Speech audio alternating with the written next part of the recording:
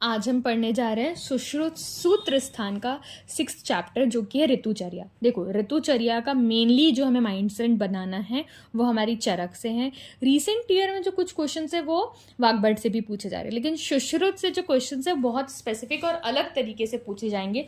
देखो, chapter wise question लगाते हैं तब तो इंपॉर्टेंट बन जाता है कि हमें एक एक लाइन से क्वेश्चन बनाना है, लेकिन हम उसे उस माइंडसेट से पढ़े जिस तरीके से हम असर्शन रीजन सॉल्व कर सके।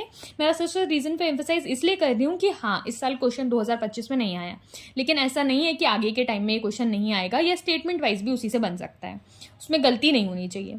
तो जो थर्ड, चलो ज़्यादा बीच में बात करेंगे, बाकी चैप्टर पे फोकस करते हैं। देखो, मैं यहाँ पे कोशिश कर रही हूँ जितनी मेरी लर्निंग है इजी वे में, इजी लैंग्वेज में आप तक पहुँचा सकूँ। बहुत सारे पेड कोचिंग क्लासेस अवेलेबल है। मैं आपको ऑडियो इसलिए प्रोवाइड कर रही हूँ ताकि आप भी जब पढ़ते समय अपनी बुक को देखें, अपनी संहिता को देखें। विजुअलाइजेशन अपनी संहिता का जितना होता है उतना ईजी होता है। ठीक है, तो स्टार्ट करते हैं श्लोका नंबर 3 से। यहाँ पर बोला है कि काल को भगवान बोला है। अब काल को भगवान क्यों बोला है? क्योंकि वो किसी से उत्पन्न नहीं है और वो ऐश्वर्यशाली और स्वयंभू है। ठीक है, किसी से उत्पन्न नहीं है और इसी को स्वयंभू बोलेंगे और ऐश्वर्यशाली है। उसके बाद हम नेक्स्ट लाइन में आएंगे, स सूक्ष्मम अपि कालम न लियतेति कालम। मतलब वो एक कला के लिए भी किसी के लिए ठहर नहीं रहा है, इसलिए उसे काल की संज्ञा दी है। तो उसे काल की संज्ञा किस लिए दी है, ये क्वेश्चन हो सकता है। स्टेटमेंट वाइज में भी हो सकता है कि क्या वो एक कला के लिए नहीं ठहर रहा है, इसलिए उसे काल की संज्ञा दी है। अब देखो, एक टाइम साइकिल बताई उसने बहुत अच्छे से श्लोका नंबर 4 में, वो कि संवत्सर मतलब एक पूरा साल होता है 12 महीने का। ठीक है, उसने बोला है कि उसको कैसे डिवाइड करा गया है। देखो, सबसे छोटे से चालू करा है। फिर उसने निमेश यानी फ्रिक्शन ऑफ सेकेंड, काष्ठा, कला, मुहूर्त, अहोरात, पक्ष, मास, ऋतु, अयन, संवत्सर और युग, इस तरह विभाग करते हैं। अब सबसे पीछे से आते हैं तो युग क्या होता है? 5 साल या संवत्सर का एक युग होता है। संवत्सर मैंने बता ही दिया कि 12 महीने, और 12 महीने के साथ अगर मैं अब उसको बोलूँ कि 2 अयन का होता है तो वो ज़्यादा अच्छा रहेगा। ठीक है, एक अयन में 3 ऋतुएं होती हैं, एक ऋतु में 2 माह होते हैं और एक माह में 2 पक्ष होते हैं, एक पक्ष में 15 अहोरात्र होते हैं। यहाँ तक बहुत ईजी है। अब जो हमें समझना है, जो कि निमेश, काष्ठा, काल और मुहूर्त है, उसको बहुत अच्छे से समझाया है। उसकी एक ट्रिक लिखेंगे आप, जो कि है पेज के टॉप में लिख दीजिए, 15 निमेश, 30 काष्ठा, 20 into 1/10 करेंगे, दैट इज कला। फिर लिखेंगे 30 मुहूर्त, फिर लिखेंगे 15 अहोरात। तो आप उसको लेफ्ट हैंड साइड में देखेंगे तो आ रहा है 15, 30, 20 into 1/10, 30 और 15। मतलब हमको क्या याद रखना है?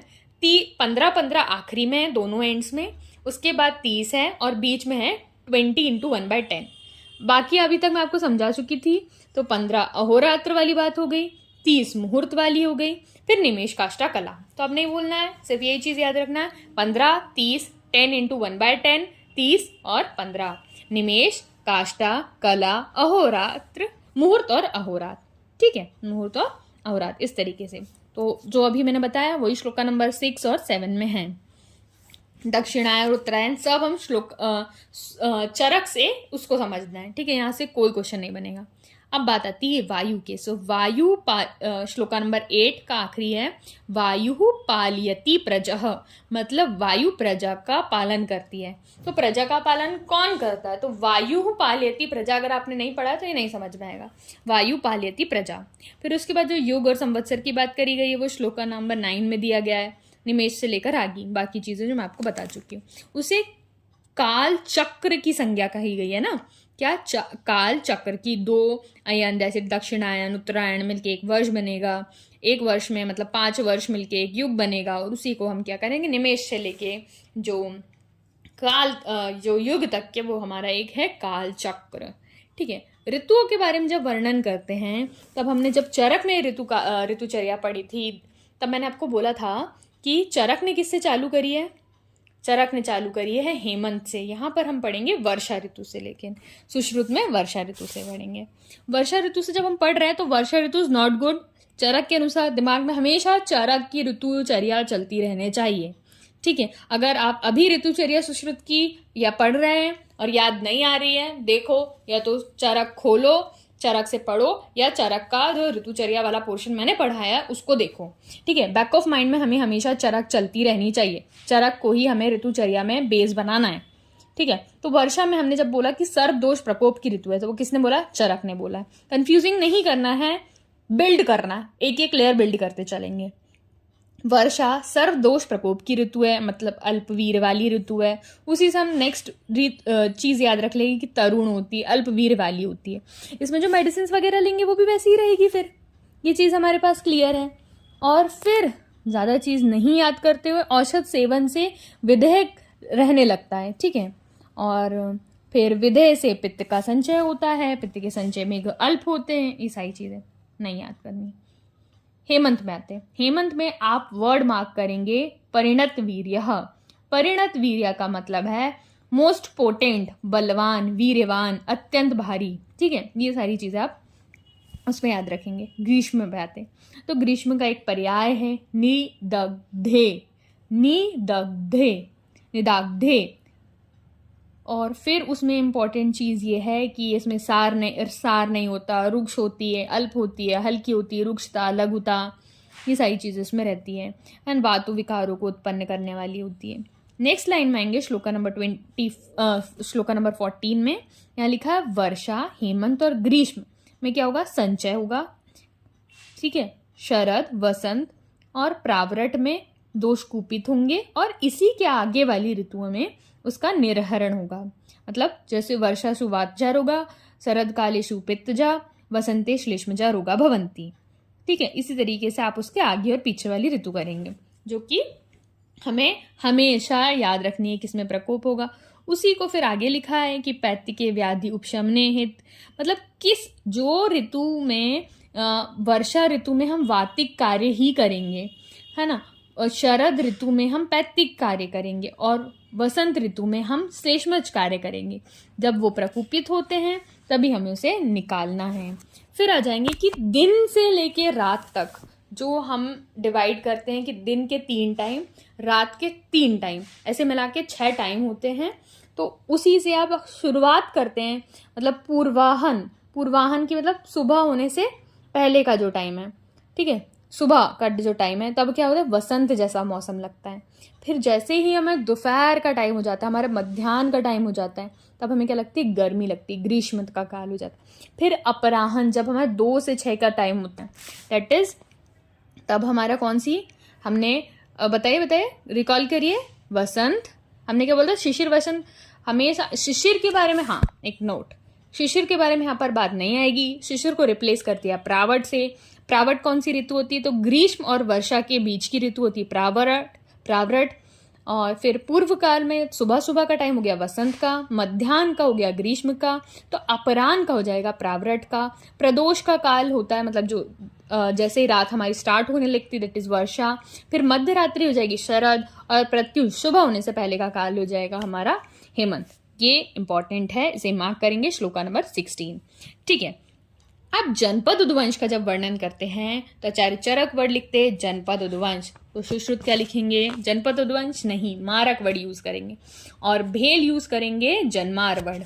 और ये सारा कंपैरेटिव हम पढ़ेंगे हमारे गोविंद पारेख वाला पोर्शन जो हमारा चल रहा है ना, उसको आप देखो, मैंने 2 पेजेस इसलिए अभी डाले क्योंकि आप कंटिन्यूटी में उसको 2 पेज 2 दिन रिवाइज करिए, फिर अगले दिन हम दूसरा डालेंगे, ठीक है। ताकि वो आपका चलता रहना चाहिए, गोविंद पारेख चलता रहना चाहिए पैरेलल में, ताकि उससे चीजें रिवाइज हुए। हम यहाँ पर चीजें रिवाइज करेंगे, हम चरक में चीजें रिवाइज करेंगे, हम गोविंद पारेख में चीजें रिवाइज करेंगे। तो हम 3 जगह चीजों को रिवाइज करेंगे, ठीक है। फिर आ जाते हैं हम कि स्पेसिफिकली अब हेमंत ऋतु के बारे में वर्णन किया गया है कि उसमें क्या होता है? उत्तर दिशा की ठंडी वायु चलती है, ठंडी ऋतु है। साथ में क्या होगा? रजो धूम आकुलह दिशा वर्ड आया, मतलब रज यानी धूम, धुएं की प्रवृत्ति किस तरीके से होती है? उसी दिशा से होती है, हवा चलती है, ठंडी वायु। और ये फिर उसमें लिखा है क्या कि हेमंत ऋतु में वायु किस दिशा से चलती है, तो हमें याद रखना है उत्तर से चलती है।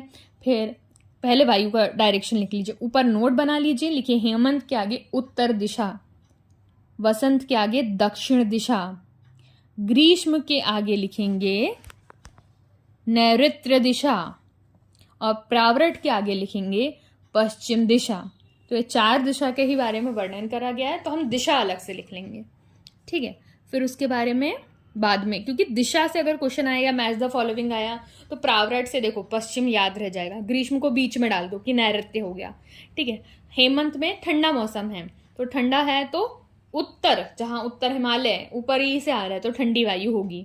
अब दक्षिण नीचे से वसंत ऋतु है हमारी, ठीक है, वसंत का मौसम आता है, इस तरीके से हम उसको लेके चलेंगे। अब उसने यहाँ पर बोला है कि जो पूरा एरिया है वो कैसे कवर हो जाएगा, तुषार से, यानी हिमपात से या बर्फ के गोले से कवर हो जाता है ना। जैसे जलाशय बर्फ से ढक जाएंगे, और जो जानवरों के लिए अगर हम संज्ञा देते हैं तो वह मद से दर्पित या मदोन्मत्त रहते हैं, और लोद्र, प्रियंगु, पुन्नाग या नागकेसर के वृक्ष पुष्पित होते हैं। तो कौन से लोद्र या रौद्र, प्रियंगु, पुन्नाग, पुष्पितः, हेमंत में कोई चीज पुष्पित हो रही है तो 2 ही ऋतु में हो सकता है, या तो हमारा हेमंत में हो सकता है या तो वसंत में हो सकता है। शिशिर में यही बोल दिया कि हेमंत के जैसी है, बस उसमें जितनी ठंडी लगती है उसमें शीत इससे भी अधिक रहेगी। तो शिशिरे शीतम अधिकम किसका हो गया, ये हो गया हमारा। और जो वायु और वर्षा से व्याकुल रहती है, तो वात, वृष्ट, आकुलह, दिशा,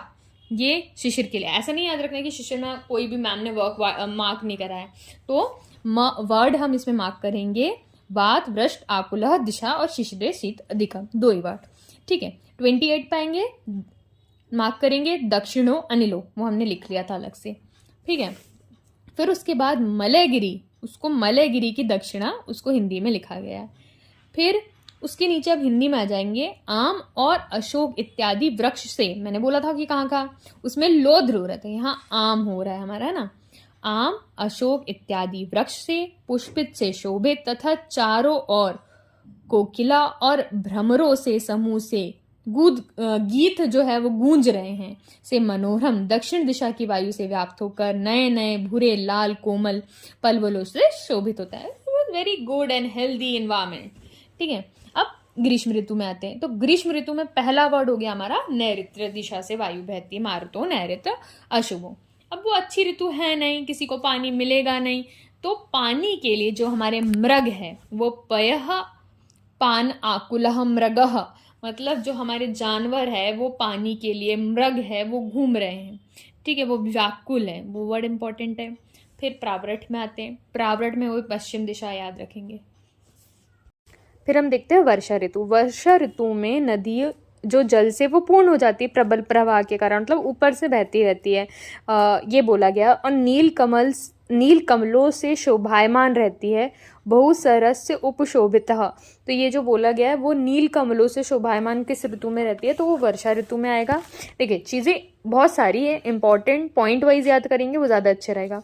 शरद ऋतु में क्या याद रखना है हमको, शरद ऋतु में आप जो लास्ट लाइन है श्लोका नंबर 38 की वो मार्क करेंगे। उसमें क्या लिखा है, उसमें ये लिखा है कि बाण सप्त, इसको अच्छे से समझेंगे। बंधुक आकाश विराजितः, मतलब छीणी, सतौना, गुलदुही, काश और विजयसार से शोभायमान रहती है। इसमें हम दलहर ने इसके वाल्मीकि यानी जो हमारी कृमि है, जो कृमि लग जाती है उसकी विवरणा करी गई है। फिर जो श्लोका नंबर 40 है उसने बता दिया है कि कैसे जो सारी शरद से लेकर वसंत ऋतु में कौन से में प्रकोप होता है, कौन से में प्रशमन होता है। इस तरीके से हम नेक्स्ट जो अब सर्जरी का मेन चैप्टर, बहुत इंपॉर्टेंट चैप्टर है जो कि है चैप्टर नंबर 7, सो बहुत इंपॉर्टेंट है, हम बहुत अच्छी चीज़ों से उसको याद करेंगे, पढ़ेंगे, ठीक है। Thank you.